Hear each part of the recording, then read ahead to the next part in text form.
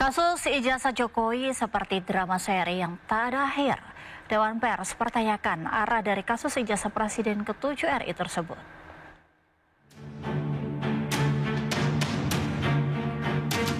Kasus ijazah Joko Widodo seperti drama seri yang tak ada akhir.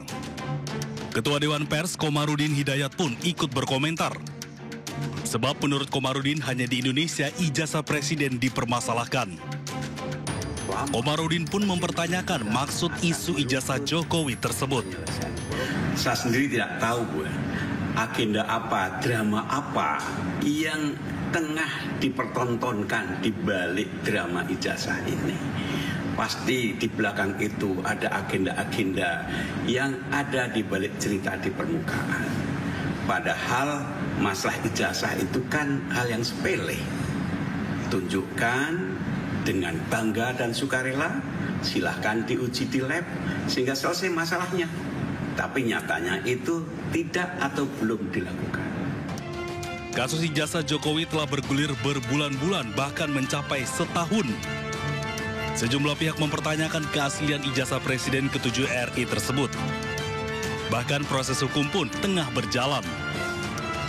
Namun Jokowi tetap dengan pendirian ijazah akan ditunjukkan di persidangan. Tim Liputan iNews melaporkan. Kita ke informasi lainnya, Wakil Presiden Gibran Rakabuming Raka merespon video viral Roy Suryo dan Dr. Tifa yang berziarah ke makam ibu dan ayah Presiden ke-7 Joko Widodo di Karanganyar, Solo, Jawa Tengah. Gibran menegaskan makam keluarganya boleh dikunjungi siapapun yang ingin memberikan doa.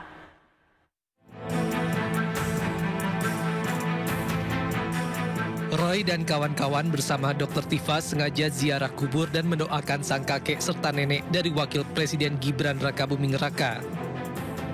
Terkait hal ini, Gibran menyampaikan, atas nama pribadi dan keluarga, saya mengucapkan terima kasih atas perhatian Pak Roy Suryo dan Ibu Dr. Tifa yang sudah sengaja datang melakukan ziarah kubur dan mendoakan kakek nenek kami tercinta yang telah tiada. Gubernur Sumatera Utara Bobi Nasution merespon teguran inflasi sumut tertinggi di Indonesia. Bobi Nasution mengatakan pihaknya terus melakukan upaya agar sumut tidak lagi alami inflasi yang cukup tinggi. Inflasinya tertinggi. Bahwa di sini kita sama-sama melihat Provinsi Sumatera Utara 5,32. Gubernur Sumatera Utara Bobi Nasution kena tegur Kementerian Dalam Negeri. Pasalnya, inflasi di Sumatera Utara menjadi yang tertinggi se-Indonesia dengan 5,32%. Hal itu disampaikan Sekretaris Jenderal Kemendagri Tom Sitohir dalam rapat koordinasi pengendalian inflasi daerah. Teman-teman kepala daerah dan pemerintah daerah harus bekerja keras nih, daerah yang merah-merah ini. Kenapa? Karena yang lain bisa, gitu loh. Menjawab teguran, Gubernur Sumatera Utara Bobi Nasution melakukan sejumlah langkah untuk menekan inflasi. Salah satunya adalah melakukan gerakan pangan murah. Bobi juga akan memperkuat kerjasama antar daerah dalam menjaga ketersediaan pasokan pangan. Yang bisa kita bantu atau bisa kita intervensi adalah dari pola teleponnya.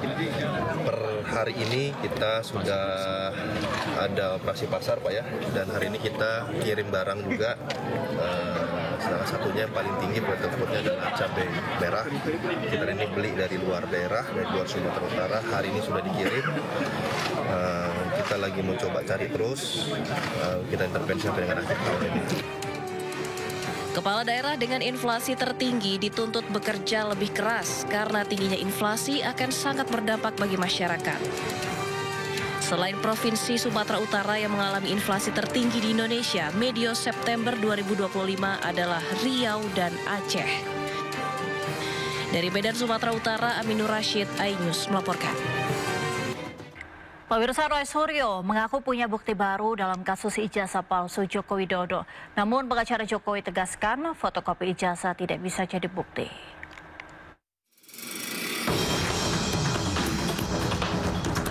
Tim Roy Suryo mengungkap temuan baru terkait dugaan ijazah palsu Presiden ke-7 Joko Widodo.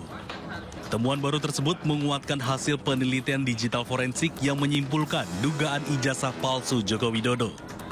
Dokumen dari KPU dianggap sebagai objek yang sama dengan ijazah yang mereka teliti sebelumnya. Oke, nah ini ya. Meskipun ini kami pertanyakan, ada beberapa kok ditutupi. Ya, jadi uji konsekuensinya itu lagi kita bersurat lagi dengan Pak Bonatua dan Mas Michael itu yang ada di belakang sana.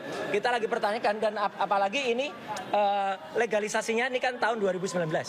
Kita bersurat juga untuk yang legalisasi tahun 2014 itu juga kita minta, legalisasi tahun 2005 di Jakarta, legalisasi tahun 2010 yang ada di Solo juga kita minta.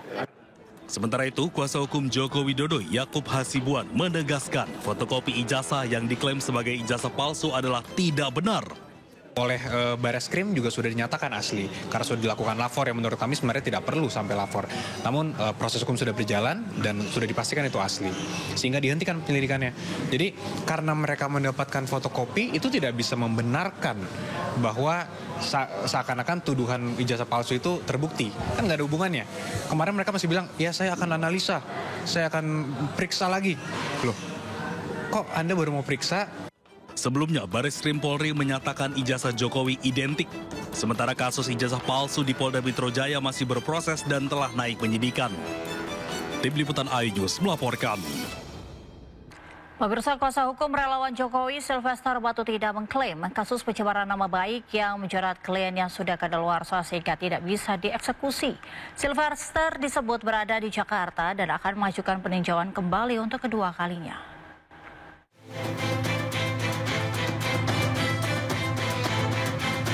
Kuasa hukum Ketua Umum Solidaritas Merah Putih Sylvester Matutina menyebut kliennya berada di Jakarta.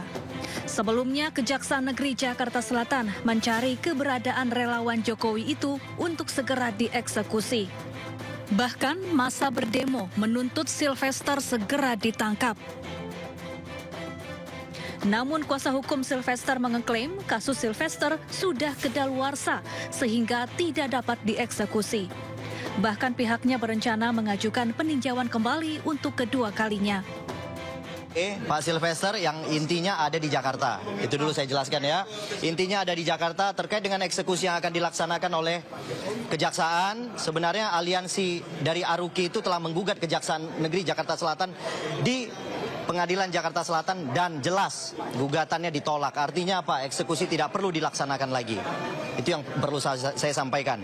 Terkait dengan referensi hukum yang bisa saya sampaikan terhadap perkara Sylvester Matutina, bahwa jelas pasal yang menjerat Pak Sylvester telah kadaluarsa.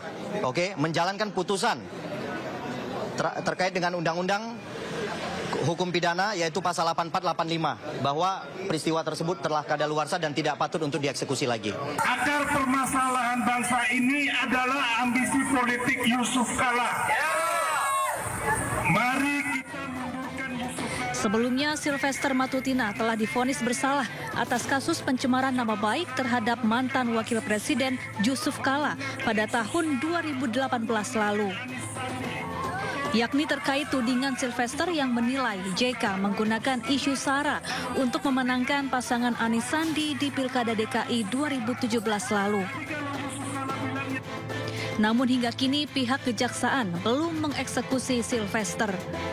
Dari Jakarta, Amrina Rida, Dede Rudi, iNews melaporkan.